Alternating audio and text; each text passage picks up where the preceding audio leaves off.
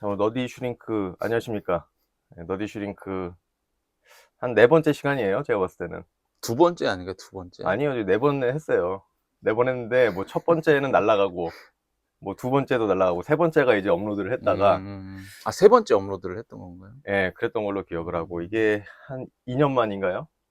재개를 하게 됐는데, 아, 3년 넘은 것 같은데. 3년 넘었어요? 예. 그죠. 아, 4년 넘었죠. 4년이 넘었다고? 왜냐면은 제가 이제 새로운 그 직장에 입사하기 전에 했었었는데, 아, 제가 진짜? 여기 온 지가 4년이 넘었거든요. 아, 너무 오래됐네. 예. 시간이 빠릅니다, 정말. 그러게요. 그래도 뭐, 흔쾌히 또 재개 또 임해 주셔가지고, 네. 뭐 안 할 것 같이 하더만 또 하더라고. 예. 예. 아니, 사실, 어떻게 4년 만에 어떻게 또 이렇게 연락을, 아니, 뭐, 요즘에, 어떤 뽐뿌질이 온 거예요? 아니, 요즘에, 사실 요즘 팟캐스트가 좀 대세기도 아, 하고, 팟캐스트가 이미 대세인 지가 오래됐는데 무슨 지금 대세라는 얘기를 하는 거야? 한 번 더 탔어. 이 파도를 한 번 더 타가지고, 요즘 또, 아니, 팟캐스트를 왜 이제 와서 듣는 거예요, 사람들이? 이제는 많이 떠나가지 않았나? 팟캐스트를 듣던 사람들이 유튜브로 많이 떠난 걸로 알고 있는데. 그러니까 이제 팟캐스트라는 플랫폼 자체는 사실 인기가 없을지도 모르겠는데, 그 음, 형식 있잖아요. 예, 라디오 같은 형식. 그냥 예, 틀어놓고 사람들이 이제 유튜브를 많이 있다 보니까, 음, 뭐, 쇼폼은 쇼폼대로 보는데, 그냥 이제 뭐 설거지 할 때나 뭐 자기 전에나 이렇게 BGM으로 깔아놓는 거 있잖아요. 그런 식으로 좀 많이 소비를 하는 것 같아요. 그래서 사람들이 끊임없이 라디오를 찾는군요. 맞아요, 맞아요. 그 좀 라디오만의 편안함이 있잖아, 또 그리고. 그죠, 그죠. 그냥 어, 틀어놓는, 배경에 예. 틀어놓는. 예. 그리고 막 또 옛날에는 막 그런 거 많잖아요. 뭐 빨간 안경 아저씨나 뭐 이렇게 음, 좀 한따까리 하는 음, 지식인들이 나와가지고 막 썰 푸는 것도 뭐 초반엔 인기가 많았다가 음, 요즘에는 그냥 뭐 일반인이나 그냥 뭐 보통 사람들이 나와가지고 자신의 그냥 개똥 철학을 얘기해도 뭐 음, 그것도 그 나름대로 또 재미가 있고 어차피 음, 그리고 이거 팟캐스트 들어가지고 사람들이 뭐 내 지식을 높이겠다 뭐 음, 이런 식으로 접근하는 사람들은 그렇게 많지 않다고 생각을 하거든요. 음, 뭐 그렇다고 해서 저희가 뭐 그런 수요를 공략하겠다 이런 건 음, 아니고 음. 뭐 재밌게 놀려고 시작을 해본 거죠. 아니, 오히려 그런 수요를 공략하겠다고 음. 하면은 이제 부담이 많이 줄죠. 아, 그래요? 아, 그러니까 예를 들어서 우리가 설거지 하면서 듣는 용도로 하겠다. 이런 음. 부담을 놓고 할 수가 있죠. 예. 그런 접근이죠, 저희는 예. 완전히. 그러니까 우리 것은 듣고서 쓰레기통에 버려라. 그렇죠. 바로 그러면 잊어버려야 돼요. 바로 잊어버려라. 네, 담아두지 말고. 가치가 어디 없고. 가서 이 사람들이 이런 얘기 하던데 맞냐? 그렇죠. 이런 거를 따지지 마셔라. 아, 그쵸. 이게 네. 그래서 그 팩트로 음, 접근하면은 굉장히 피곤해요. 네. 또 막 댓글에 막 뭐, 아, 어차피 맞아요. 댓글이 달릴 일도 없겠지만은, 네. 와가지고 뭐 이게 맞니, 뭐 내가 찾아봤느니 뭐 이거 아니네 하면은 피곤합니다. 그래서, 어, 반박을 하면은 그냥 다 그게 맞는 거고, 네. 저희는 뭐, 팩트에 기반한 얘기를 하지 않는다. 느낌대로 그냥 기억에 의존해서 그렇죠. 얘기한다. 그리고 저희는 소심합니다. 그렇죠. 대부분 팟캐스트 뭐 이런 거 하는 사람들은 네. 예, 주장이 세고 네네. 그 자기들의 지향점이 확실한데 네. 우리들은 또 이제 까이는 거 굉장히 두려워해요. 그렇기 맞습니다. 때문에 이게 유지가 못된 이유 중에 하나가 음. 또 그런 게 또 있기도 하기 때문에 예, 그리고 깔 사람도 있을지 모르겠어요. 솔직한 얘기로 있을지 그렇죠. 모르겠고. 저는 뭐 일단은 놀러 왔습니다. 네, 뭐 이런 거를 빌미로 이제 좀 저희가 좀 만나서 토크도 좀 하고. 네. 아, 이게 사실 요즘에 친구를 만나서 뭐 1시간 동안 떠든다? 그것도 술 없이? 이거는 뭐 40대 이상에게는 사치예요. 그런 일이 잘 없어요. 아, 오늘 뭐 저기 팟캐스트 한다고 뭐, 뭐 주위 사람들에게 혹시 얘기하는 게 있습니까? 전혀 얘기 안 저기 하죠. 전혀 얘기. 아, 왜요? 저는 이제 옛날이라면 했겠죠. 아, 옛날에 이제 젊었을 때는 기대도 있으니까 했겠죠. 네. 아, 하지만 저는 뭐 이것도 이제 일회성으로 올라가고 끝날 거라는 거 알고 있습니다. 올라가고 결국은 유일한 음. 시청자는 우리가 되겠구나. 알고 있기 아니야. 때문에 예, 아, 저는 근데 일단 이거는 올려보고 예. 저는 이제 목표를 그래도 한 6개월 정도는 끌고 가보자라는 근데 뭐 항상 이렇게 시작을 기시감이 하죠. 들죠? 예, 네. 그죠. 뭐 예전에도 똑같은 말을 했던 것 같긴 기시감 한데. 정도도 아니죠. 예. 영원 회귀. 계속 반복되죠. 몇 년에 한 번씩. 똑같은 패턴이. 맞습니다. 그래, 플랫폼만 네. 바꿔가면서. 근데 그런 것도 있지 않아요? 그러니까 이런 게 만약에 완전히 끊어져 버리면 되게 슬플 것 같다는 생각도 들지 않습니까? 아, 그렇죠. 약간 네. 그런 목적으로 있는 것 같기도 해요. 우리가 아직은 놓지 않았다. 놓지 않았다라는 의미로 맞아요. 뭔가를 하겠다라는 의미보다 맞습니다. 놓지 않았다라는 좀 소극적인 의미가 좀 더 크지 않나. 그래서 이 너디 슈링크도 그만둔 게 아닙니다. 아, 잠시 그래요. 멈췄던 거예요. 그래. 저도 그렇게 네. 끝났다라고 단정 짓진 않았어요. 그렇죠. 그래서. 실제로도 제가 그런 표현을 많이 써요. 예를 들어서 뭐 제가 벌려놓는 게 좀 많습니다. 뭐 예를 들어서 요즘 어련하시겠어요. 요즘 같은 경우에는 이제 뭐 주짓수를 하다가 이제 뭐 복싱을 하다가 아, 복싱도 하셨었어요. 지금 하고 있어요. 어... 며칠 안 나갔지만 복싱하고 네. 또 피아노도 시작했습니다. 그래서 피아노도 막 좀 치고. 근데 이게 지속하기가 굉장히 어렵잖아요. 이제 그 패턴을 몇 년간 보아보니 이제 안 해도 맨날 뭐 이렇게 하다 마냐. 그럴 때마다 전 그 얘기를 하죠. 하고 있는 중이다. 잠시 멈춘 것 뿐이다. 아유, 제가 얼굴이 좀 빨개지려고 그러죠. 그러니까 그럴 때는 저기 네. 재수 씨한테 제 얘기를 하세요. 어떻게 얘기해? 아니, 또 얼마 전에 또 디제잉을 한다고 했더라. 그래도 그 좀 많이 하지 않았어요? 주짓수보다는 못했죠. 6개월 6개월 6개월이면 많이 한 거죠. 하다가 이제 또 그만둔 거죠, 이것도. 물론 현실적인 여건 때문에 그렇지만. 어. 어쨌든 요점은 여기 와 있는 두 사람이 공통점이 되게 많다. 이렇게 건드려 보는 게 많은 사람들이다. 그렇죠. 이게 꾸준히 하기가. 좋게 말하면 호기심이 많은 사람들이고. 맞죠. 나쁘게 말하면은 자칫하다가는 이제 한우를 못 파는 사람들이 될 수 있다. 그렇죠. 네. 그럴 수도 있죠. 네. 근데 몰랐어요. 그렇게 이것저것 쑤시고 다니시는지. 저요? 네. 되게 쑤시고 다니는 걸 잘합니다. 비슷하네요, 저하고 되게. 뭐 많아요. 막 일본어도 뭐 했다가 뭐 지금 시원스쿨에도 뭐 몇십만 원 주고 파고다 몇십만 원 주고 해서 지속하기가 쉽지 않다. 그래서 지속적으로 하는 사람들에 대한 어떤 동경과 좀 약간 좀 그런 게 있긴 하죠.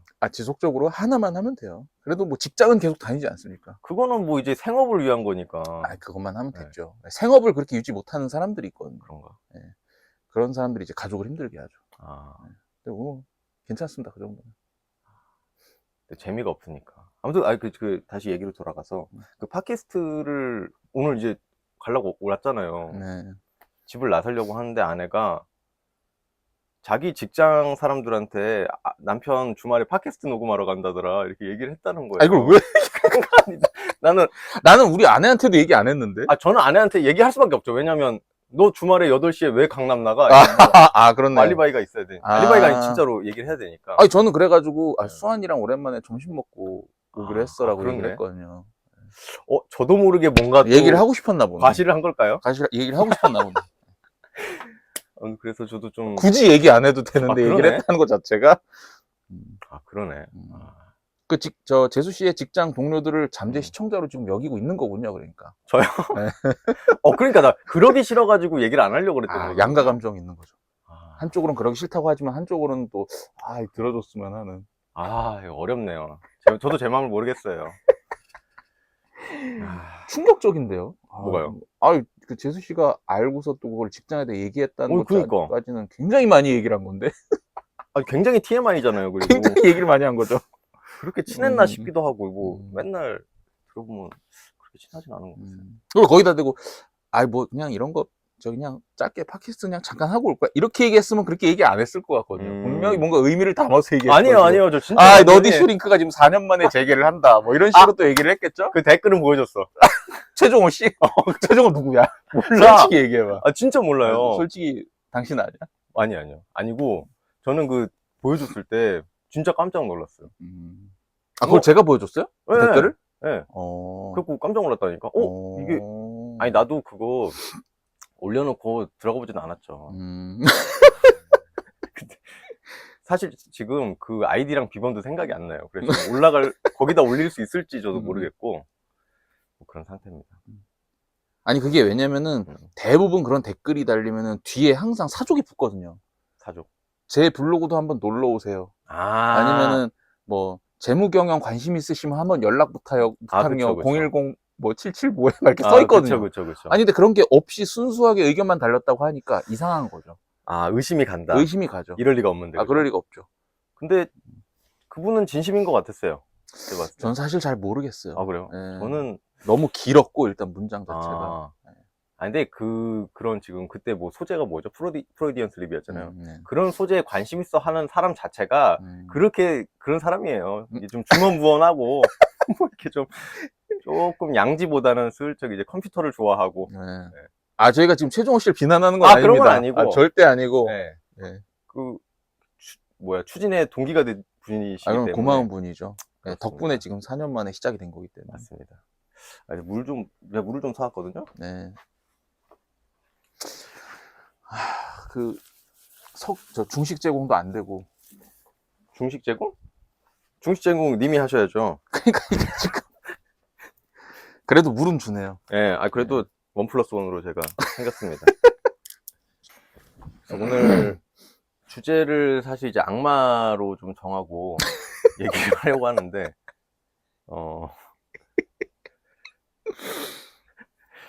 왜 웃으시죠? 뭐 아니, 뭐 이제. 아니, 이게 좀, 어. 이게 조급해 보여가지고. 좀 차분히 할까요? 아니, 생방도 아닌데 뭔가 사운드를 계속 채워야 된다는 어떤 강박이 있고. 근데 저도 이게, 뭐랄까, 오늘은 조금 튜토리얼이다라는 생각을 좀 갖고 있어요. 네. 이렇게 둘이 만났을 때 어떤 바이브가 또 생길까, 뭐 어떤 걸 좀 수정해 볼까라고 이제 감을 잡는 어떤 느낌으로 왔기 때문에. 아니, 그리고 요즘에 저도 이제 방송을 주로 보다 보니까 그런 것들이 되게 많더라고요. 뭐 특히 그 말씀하신 라디오스타 같은 거 보면은 네. 항상 그 뒷이야기를 보면은 이거 방송에 나가요? 막 이러면서 이제 방송을 하는데 나중에 편집을 하는 사람이 어떻게 하느냐에 따라 가지고 그 화가 되게 잘 뽑히는 경우가 있고 아닌 경우가 있고. 제가 이 얘기를 하는 이유는 당신이 편집을 잘해라. 그러니까 저는 되게 편안한 마음으로 하겠다. 예. 그래서 편집의 역량에 많이 달려 있는 것 같다. 그래서 뭐 편집이 굉장히 귀찮아요. 그죠? 귀찮죠. 한번 그 모니터를 한번 하세요. 하시고. 모니터를 할 수 있을까요? 그래도 한번 편집된 본으로. 네, 그죠. 편집된 본으로. 네. 자, 그래서 오늘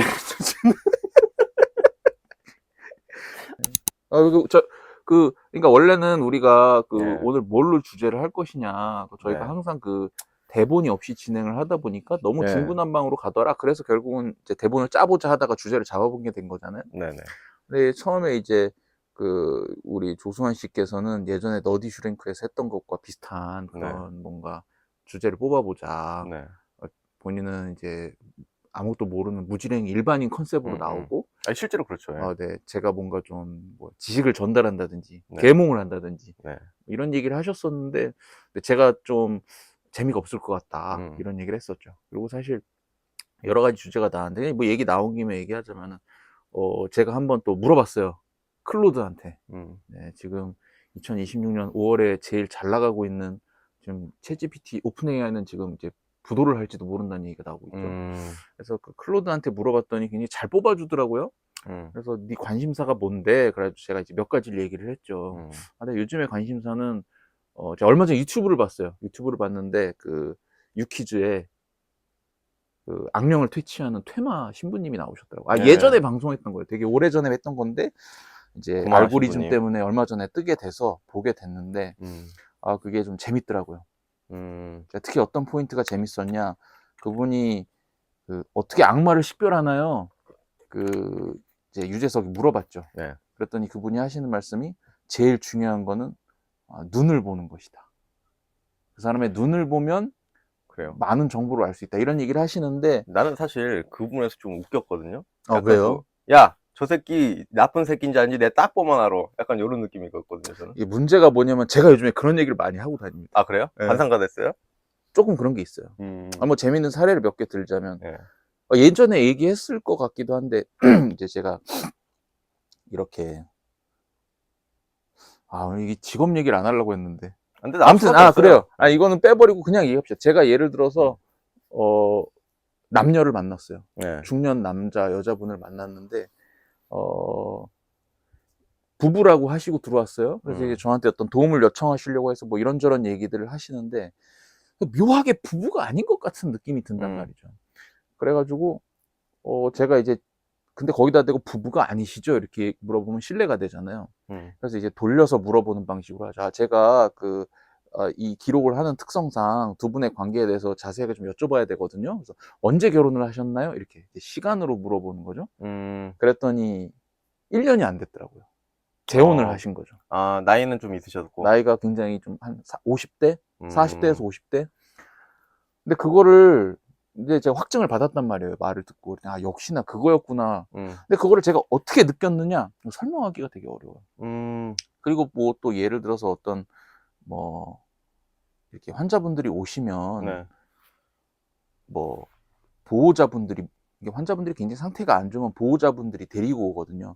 우리 애가 요즘에 잠을 못 자고 뭐 이렇고 저렇고 막 우울한 것 같고 이런 여러 가지 산발적인 정보를 얘기를 해줘요. 그럼 제가 그걸 길게 듣지도 않고 얼굴과 눈빛과 표정을 보고 나서 질문을 해요. 요즘에 뭐 혹시 뭐 윗집이나 아랫집 신경 쓰이지 않아요? 그러면은 갑자기 보호자가 놀라는 거죠. 이거 어떻게 하셨어요? 이런 식으로. 그게 듣다 보니까 저는 그 옛날 형사들 생각나거든요. 그거 전 있다고 생각을 해요. 그러니까 저도 그거를 음. 부정하지, 그러니까 저는 그런 거 보면서 어떤 생각을 했냐면은, 개소리 막 이렇게 생각한 게 아니라, 저 사람들이 그 언어화되지 않은 어떤 직관 데이터가 그럼요. 엄청 많이 직감. 쌓였구나. 네. 그렇기 때문에 그거를 사실 이제 언어화해서 푸는 거는 뭐 학자들이 할 일이고, 음. 그거를 체득해서 몸 안에 쌓아놓은 사람들은 진짜 경험으로 그 필드에 있는 사람들이거든요. 그래서 네. 저도 그게 뭐 부정하진 않고 음. 되게 신기하고 분명히 있는 능력이다. 네. 그런 생각을 했죠. 그러니까 이 직감에 대해서도 사실 되게 흥미롭게 할 얘기가 되게 많아요. 네. 뭐 아까도 형사 얘기하셨는데 저도 그 형사물 같은 거 드라마나 이런 거 보다 보면은 항상 그런 테마가 나오잖아요. 형사가 얘가 범인이 아닌데 아무리 봐도 이 느낌상 얘가 아니야. 근데 막 이 증거들은 나와가지고 얘가 범인이라는 걸 지칭을 하고 있어. 모든 것이 얘를 가리키고 있는데 노련한 형사가 나와가지고 이 동기가 설명이 안 된단 말이지, 이런 느낌으로 얘기를 해요. 근데 저도 그런 걸 되게 많이 보거든요. 그러니까 무슨 말이냐면 어떤 사람이 어떤 행동을 하거나 뭐 어떤 증상을 보이거나 이럴 때 그 동기가 되게 중요해요. 그러니까 이 사람이 왜 하필이면 이 장소에서 이 시간에 이 사람들을 대상으로 이런 행동이나 말을 했지? 라는 게, 이게 사람이라고 하면 다 되게 보편적인 측면이 있거든요. 근데 그게 잘 안 그려지면 그건 항상 뭐가 있어요. 구멍이 있어요. 그러니까 만약에 이게 잘 짜여지지 않으면 이게 해답이 아닌 거예요. 근데 해답이 내려지면은 이게 매끄럽게 이어지거든요. 스토리가, 내러티브가 형성이 돼요. 근데 만약에 내러티브가 형성이 안 된다, 그럼 그게 하나의 사인이거든요. 왜냐면 우리가 답을 모르고 있다는 사인. 근데 형사들도 그런 게 굉장히 기가 막히게 발달해 있을 것이라는 걸 제가 좀 많이 느끼고, 뭐 예를 들면 어저께 또 그런 게 있었어요. 제가 유튜브를 봤는데 그 퍼니셔라는 영화 있잖아요. 잠시만요.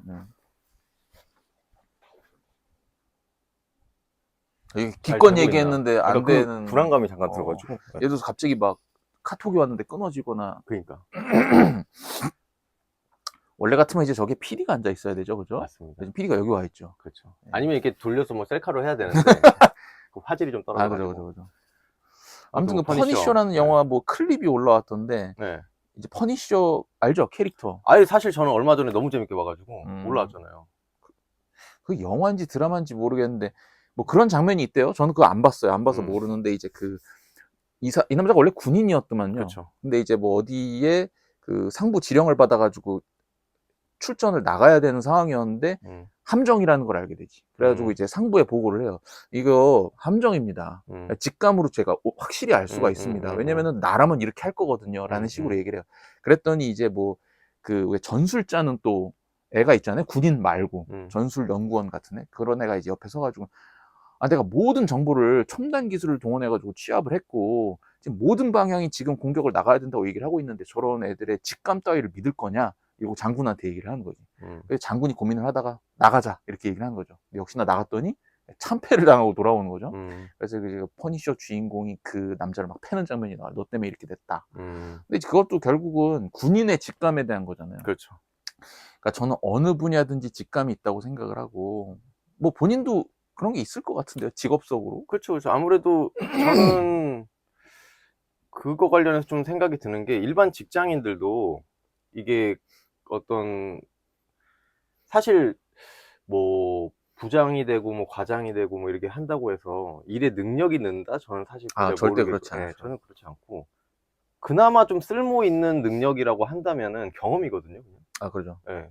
그래서 이 중에서 뭐 이게 먹혔다. 음. 혹은 뭐 이렇게 할 시, 뭐 이제 뭐 비즈니스 파트너가 좋아할 것이다. 이건 싫어할 것이다. 아니면은 이러한 식으로 구성을 만들어야 뭔가 일이 굴러갈 것이다라는 감각이 쌓인 사람이 그나마 연차 있는 돈을 더 받는 이유라고도 생각을 해요. 그래서 뭐 일반 직장인들도 당연히 그런 직관과 직감을 가지고 움직이고 있다. 뭐 그렇게 보고 있습니다. 그러니까 이제 미디어 하시는 분들은 또 그게 있잖아요. 각이 나온다. 각이 안 그쵸, 나온다. 그쵸. 그거 되게, 야마가 있다, 없다, 뭐 그렇게 이런 거. 얘기하나요? 아니, 뭐, 그러니까, 그쵸. 야마. 뭐, 이렇게 딱 휘어잡는 뭔가 맞아요. 그런 얘기 들어봤어요.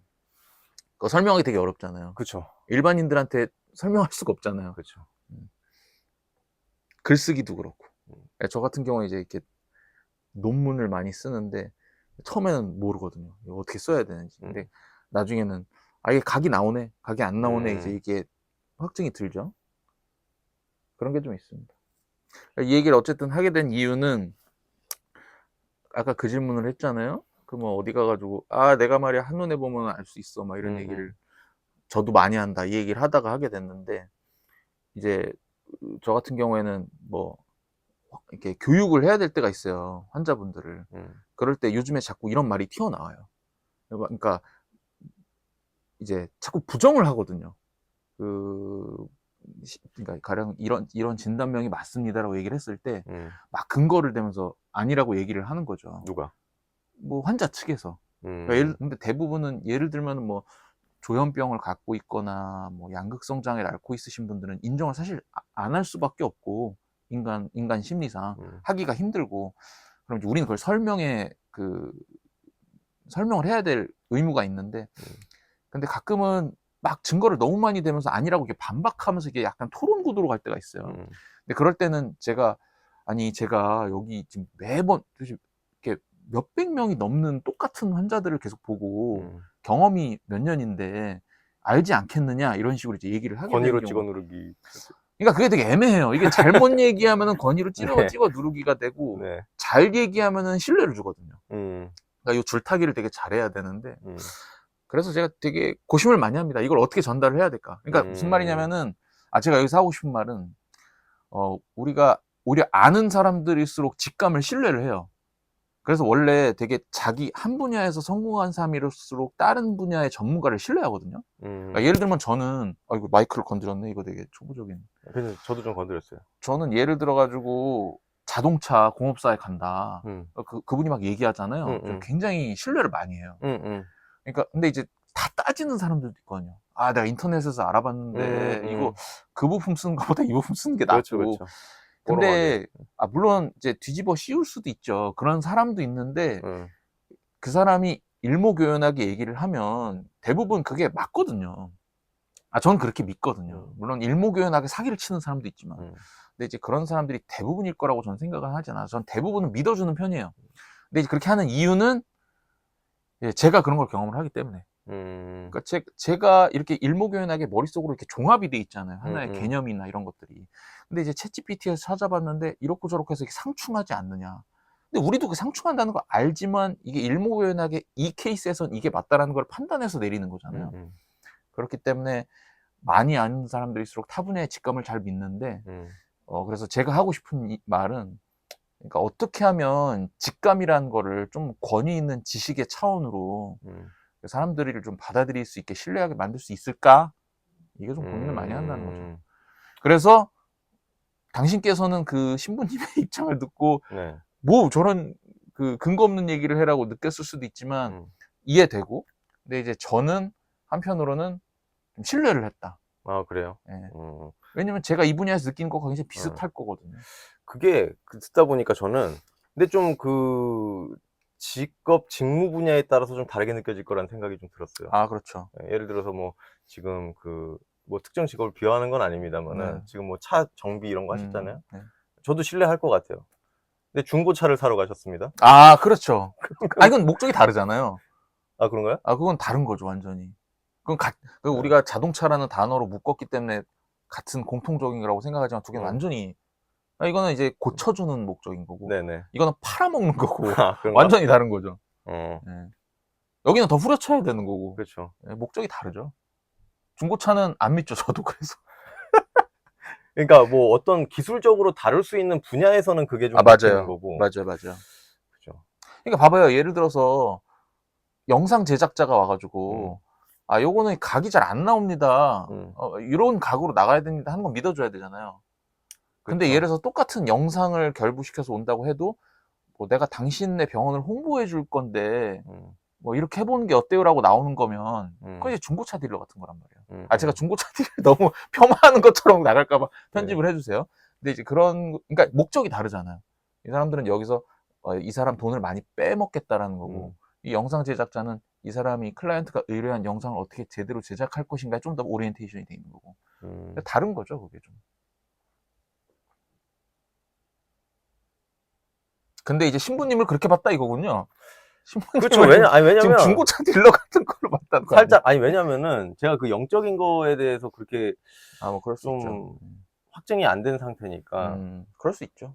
물론 제가 그 뭐 악마가 그 악령이 없다 이렇게 말 못 합니다. 저도. 그걸 증명할 수는 없죠. 네. 근데 여러 가지 정황들을 봤을 때 없을 가능성이 좀 많다 보니까 아마 안 믿고 있는 상태에서 그런 얘기를 들으니까 결론은 뭐 딱 보면 안다 이거네. 이런 느낌.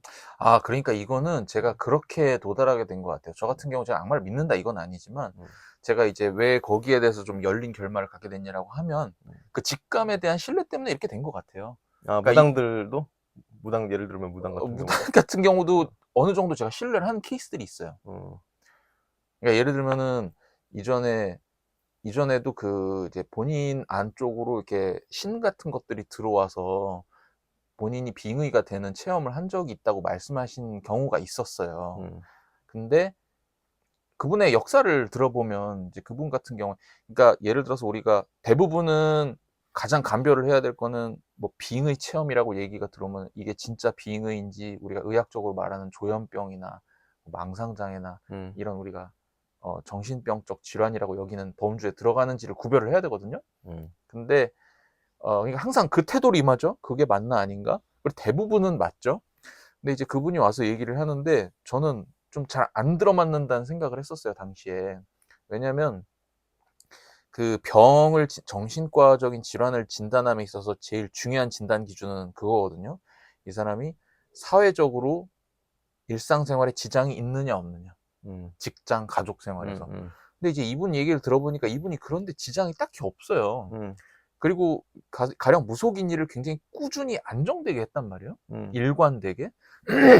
무슨 말이냐면 빙의 체험을 함에도 불구하고 빙의 체험으로 인해서 그 자신의 직업적인 커리어가 흔들리거나 갑자기 막 일탈하게 되거나 가족들하고 문제가 생기거나 금전 문제가 크게 생기거나 뭐 가족들하고 크게 다투거나 이런 게 안 생겼단 말이죠. 근데 뭐 이렇게 생각을 할 수도 있죠. 그렇다면은 일관되게 거짓말을 했을 수 있지 않냐.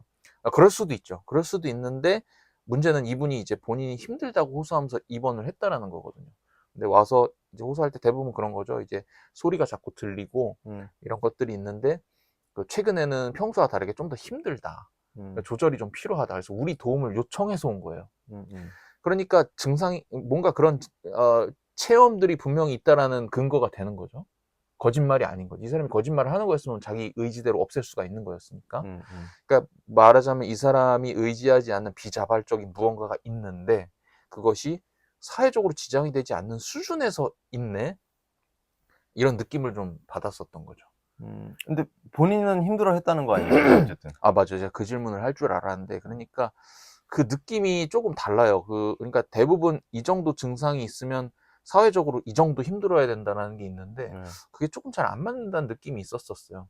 그리고 이렇게 좀 이렇게 망상 같은 것이 심하지 않다는 느낌을 받았고, 무슨 말이냐면 이 사람이 그런 체험을 하지만 되게 판단력을 똑바로 갖고 있더라고요. 근데 대부분 판단력이 움직이거든요. 예를 들어서 윗집에서 막 자꾸 내 욕하는 소리가 들린다라고 하면 저 사람이 지금 나를 공격하려는 의도로 저렇게 하고 있네라는 판단이 항상 뒤따르게 돼 있어요. 왜냐면은 환각이나 이런 체험이 있으면 항상 거기에 대해서 어떤 생각이 따르고 생각의 감정이 따르면서 그쵸, 이렇게 그쵸. 판단이라는 게 형성되거든요. 예, 예. 그럼 거기서 공격성이 나오고 막 경찰을 부르게 되고. 그쵸. 근데 이게 그 윗선에서 끝나더란 말이에요, 이 사람은. 그러니까 그렇게 들림에도 분리를 불구하고 한다는 거네요, 그럼 약간. 분리를 한다는 예. 거죠. 그러니까 분리를 하고 그걸 음. 일상생활에다가 침범을 시키지 않더라는 거죠. 어. 근데 그 패턴이 이 사람이 이전에 빙의 체험을 할 때도 꽤 되게 잘 유지를 해왔던 사람이네? 이런 느낌을 제가 받았어요. 그래서 이 사람은 제가 최종적으로 진단을 잘 못했었어요. 그래서 이게 뭐 확실한 근거가 된다 이건 아니지만, 그렇다면 이 사람이 꾸준하게 일생에 걸쳐서 해온 반복되는 그 경험이 있을 텐데, 그리고 그 직감이라는 게 있을 텐데, 그게 뭘까? 그런 궁금점이 좀 남는 거고, 그래서 이거를 그 신부님한테 연결 지어보면은, 저 신부님이 꾸준히 경험해온 저 직감이 있을 텐데, 그 직감을 형성하게 하는 근거가 있을 거 아니에요. 근데 그 근거가 의학적인 거랑은 다른 것일 것이고, 그럼 그게 뭘까라는 질문을 하게 되는 거죠. 저는 들으면서 어떤 생각을 하게 되냐면은, 그 사람 빙의 같은 거를 해서 스스로가 그 빙의에 빠져 있다는 생각이 들고, 그리고 자신의 어떤 자신의 힘듦을 이제 그 빙의 때문이다라고 이제 그런 이제 서사가 완성되는 거잖아요, 그 사람 안에서. 네. 그러니까 저는 그 빙의라는 행위 자체가 어떤 예전에 사람들이 만들어 놓은, 그러니까 내가 어떤 한청이 들리거나 어떤 괴로움이 있어. 근데 예전에 사람들이 막 얘기했었던 어떤 빙의, 신들림 이런 이야기에 그 이야기를 끼워 넣는 거야. 네. 그러면서 그 고착화되는 거야, 자꾸 네. 그 환상이. 그래서 그냥 이거는 저 비전문가의 그냥 상상 같은 얘기인데, 네. 그래서 현대의학으로는 안 되는 거죠. 왜냐면 자기가 만든 그 환상의 세계에 들어가서 그거를 퇴마해 줄 수 있는 이야기의 행위가 필요한 거야. 퍼포먼스가 필요한 거야. 그 세계관에서 나는 빙의에 걸린 사람이다. 근데 이 빙의에 걸린 이 귀신을 퇴치해 줄 수 있는 그 세계관에서 활동하는 사람들에게 가서 막 뭔가를 해야 돼. 그래야 해소가 되는 거야.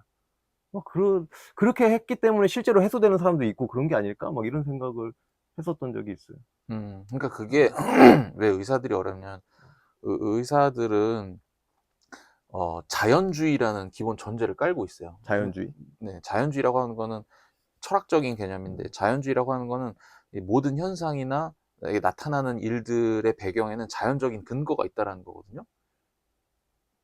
그러니까 쉽게 얘기하자면은, 우리는 지금 이게 뇌 신경 전달 물질이라든지 호르몬의 변화, 그다음에 몸 안에서의 뭐 염증 반응 이런 것들로 환원을 해서 설명을 할 수 있게 되잖아요. 그러니까 우리가 약물 치료도 하는 거고. 네.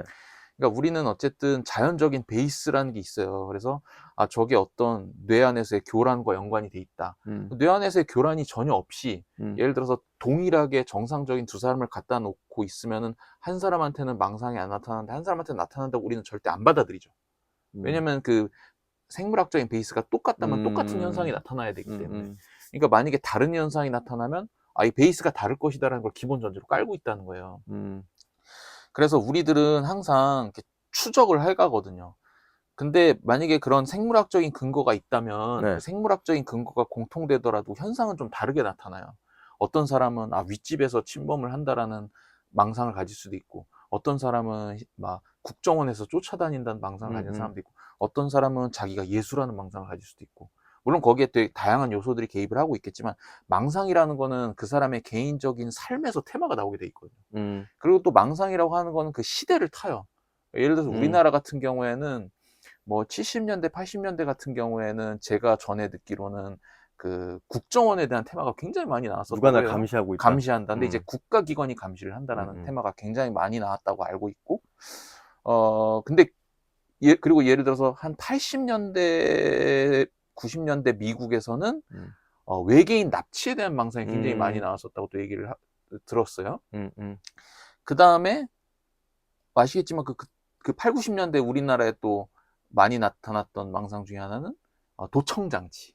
그렇죠. 왜냐면 그때는 도청장치를 실제로도 정보기관에서 많이 썼었던 시기라고 알고 있고, 근데 그때 당시에 그런 얘기는 잘 안 했던 것으로, 이거 되게 뇌피셜이에요. 저도 그거를 사료를 다 조사해보진 않았기 때문에. 근데 제가 알기로 그때 당시에 머리에 칩이 심어져 있다는 얘기는 많이 안 했던 걸로 알고 있어요. 머리에 칩이 심어져 있다? 근데 그 얘기는 2000년대에 되게 많이 했거든요. 그렇죠. 저기 수원역 나가보면 가끔 받아요, 그거. 네. 칩 666 그 삽입돼 있다고 사람들한테. 아, 그래. 근데 그거 네. 되게 보편적이거든요. 그 얘기 되게 많이 해요. 지금도 많이들 하시고. 그 다음에, 뭐, 우리가 중세 시대로 거슬러 올라가면 악령 들렸다는 걸 제일 많이 얘기를 했었던 거고, 당시에 이제 광인들을 바라보면서는 거의 다 악령이 들렸다는 얘기로, 마녀라든지, 그렇죠. 마녀의 꼬임에 넘어갔다라고 얘기를 또 많이 했었었죠. 그 당시에 또 이제 여성에 대한 그런 어떤 배격하는 느낌이 있었기 때문에. 그러니까 시대마다 망상의 테마는 계속 바뀌어요. 그리고 지금 같은 경우에도 예를 들면 어떤 사람은 인터넷에 나에 대해서 안 좋은 댓글이 달린다. 이게 90년대에 있었겠냐고요. 없죠. 그렇지만 그 코어를 뽑아서 보면 그 근거에는 유사성이 있단 말이야. 이것은 예를 들어서 피해 망상이다. 불안이 있는 거네요. 그러니까 그죠. 네. 그러니까 이제 그걸 우리가 피해 망상이라고 하는 거예요. 이제 누군가 나를 감시하거나 나를 막 쫓아오거나 나를 피해를 끼칠 것 같거나 가해를 할 것 같거나 그래서 두렵다. 라는 그 느낌을 총칭해서 우리가 이제 피해 망상이라, 망상의 종류 중에서 피해 망상이다 이렇게 얘기를 하는 거죠. 그러면은 거기에다가 그러니까 이 망상이라는 기본 범주에다가 집어넣을 수가 있어요. 그러니까 예를 들어서 어떤 사람이 내가 귀신이 들렸다. 귀신이 들렸는데 이 귀신이 계속 나를 조종하면서 막 나의 삶을 다 일거수일투족을 감시를 하고 나를 나쁜 행동을 하게 만들고 있다. 자, 여기 테마는 지금 귀신으로 돼 있잖아요. 한국 귀신으로. 근데 이제 서구 사회에도 조종망상이 굉장히 흔하거든요. 근데 조종이 어떻게 됐느냐는 사람마다 달라요. 그 80년대 미국에서는 외계인이 조종한다는 게 굉장히 많았고, 그 다음에 그거보다 조금 지나서는 이제 전자파로 조종한다는 게 또 되게 많이 유행을 했었어요. 전자파로 이렇게 띠리띠리 해가지고 조종을 한다. 그래가지고 우리 사인이라는 영화에도 나오지만 그거 영향을 안 받으려면 쿠킹 오일을 감아가지고 머리에 감아야 된다. 완전히 뭐 나타내는 그 그림이 달라요. 그 묘사하는 방식들이. 근데 그거의 코어는 조종망상이거든요. 누가 내 신체를 조종을 한다라는. 근데 그거를 우리나라 말로 바꿔가지고 귀신이 들어와서 내 몸을 조종하고 있다고 해도 그 코어는 변하지가 않는단 말이에요. 그리고 망상이라고 하는 게 나타날 때 그런 테마들이 이렇게 딱 뭉쳐서 나타난다는 어떤 그 패턴이 있어요.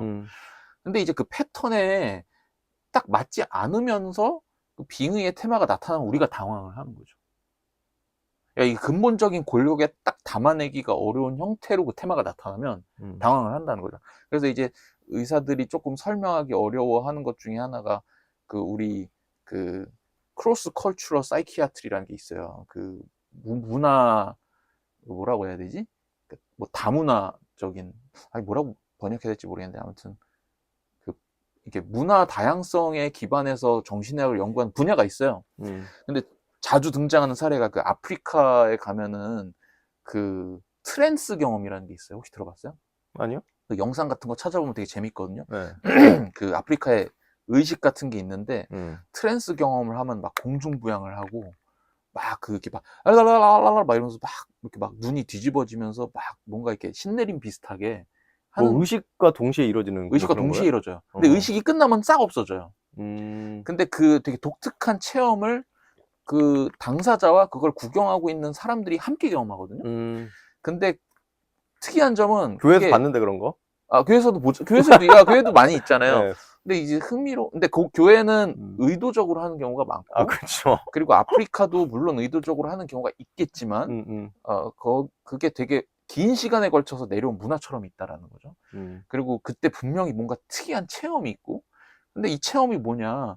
이게 한 개인이 경험하는 정신질환으로 얘기를 하자니 스위치를 켜고 끄는 것처럼 잠깐 켰다가 없어지고 일관되게 나타나지도 않고 생물학적인 베이스도 없고 뭐 가족력도 연계시키기가 어렵고 아까 말한 망상들이 요거 나타나면 요것도 나타나고 하는 그런 공통점이 없어요.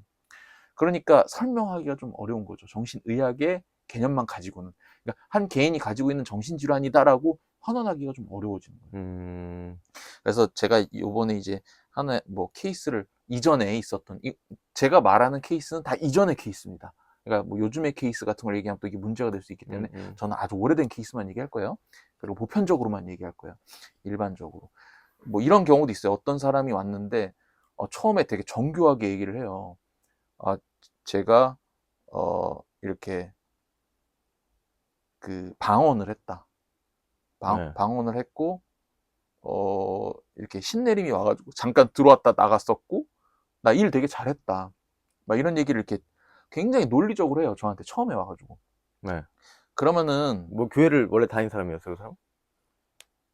뭐 예를 들어서 그렇다고 합시다. 네, 그죠. 네. 교회를 다녔겠죠. 네. 근데 이제 되게 눈을 또렷이 쳐다보고, 음. 제가 아까 눈빛 얘기했잖아요. 눈빛도 되게 괜찮아요. 음. 그러니까 이거 설득이 된단 말이에요. 음. 이건 진짜로 되게 명료하게 얘기하는, 판단을 가지고 하는 얘기 음. 같아요. 그래서 이 사람 그런 케이스인가? 좀 열어놨죠. 네. 열어놓고 이제 다음 날이 되고 다음 주가 되고 다음 주가 되고 이렇게 꾸준히 뵀는데, 갈수록 점점 이상한 얘기들이 나와요. 예를 들면 지금 이 한국에 공산당 세력이 들어와 있어가지고 뒤에서 조종을 하고 있고, 스케일이 커지네요. 스케일이 점점 커지는 거죠. 네.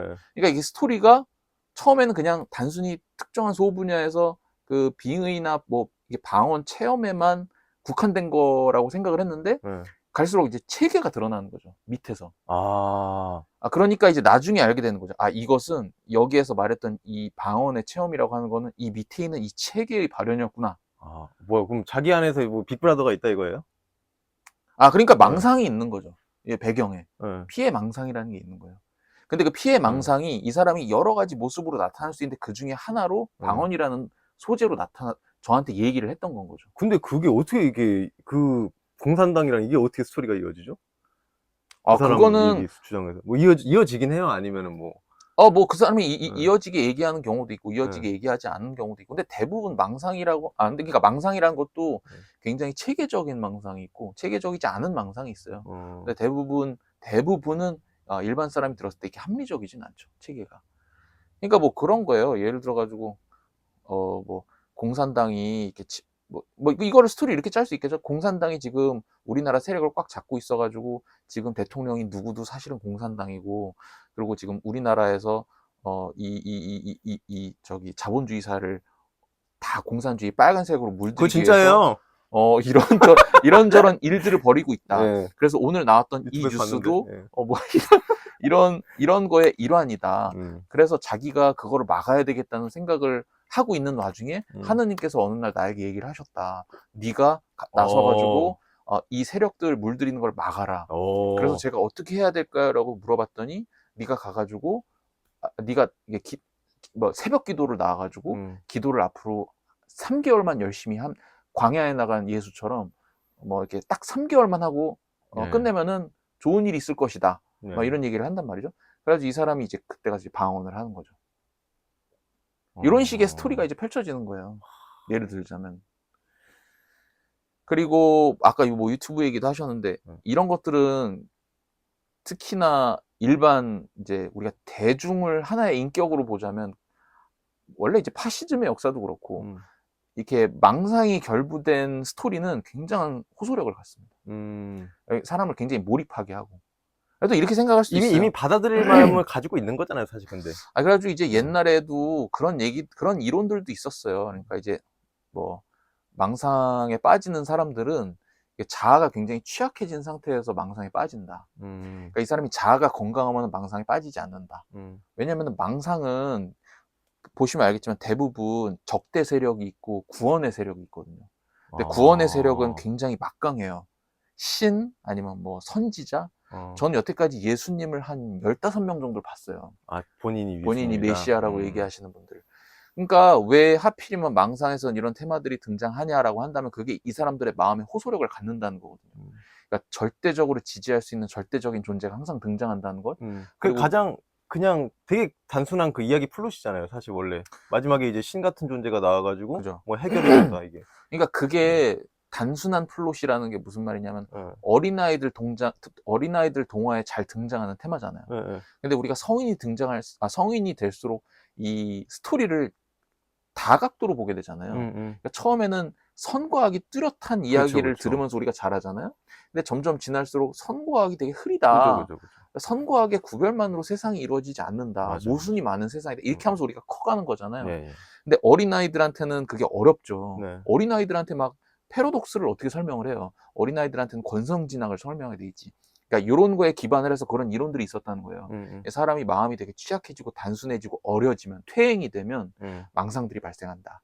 마치 어린아이들이 단순한 선악의 구도로 세상을 바라볼 때 편안함을 느끼듯이 이 사람들도 복잡하게 생각하는 게 너무 힘들기 때문에 단순한 선악구도로 나눠서 세상을 흑과 백으로 나눠보는 게 편하고 안정이 되고 절대자한테 의지할 수 있기 때문에 이런 망상을 구축한다. 지금도 그렇게 설명을 또 하기도 하고요. 그러니까 그래서 포인트가 뭐냐면 어려운 지점에 처해 있는 사람들일수록 이교도들이 많이 꼬신다. 그 다음에 정서적으로 어려운 사람들일수록 그런 그 음모론에 잘 빠진다. 그건 확실히 그런 경향은 있다. 야, 근데 듣다 보니까 지금 그 완전히 근데 종교가 찾아올 때도 완전 똑같잖아요. 똑같죠. 네. 그래서 이런 얘기들 있잖아요. 특정 종교, 제가 굳이 얘기는 안 할게요. 네. 뭐 다 아실 거예요. 그 특정 종교가 항상 접근할 때 3명이 달라붙는다고 하잖아요. 한 명은 물색자.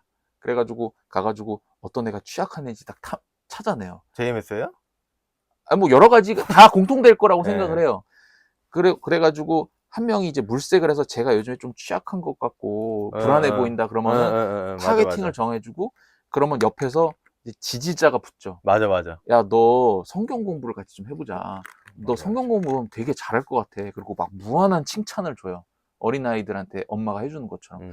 그러면 이 사람이 안 그래도 취약했던 상황에서 칭찬을 해주니까 아무도 자기 여태까지 칭찬 안 해주고 직장에서 상사가 계속 괴롭히고 찡하지. 이러는데 훅 넘어가죠.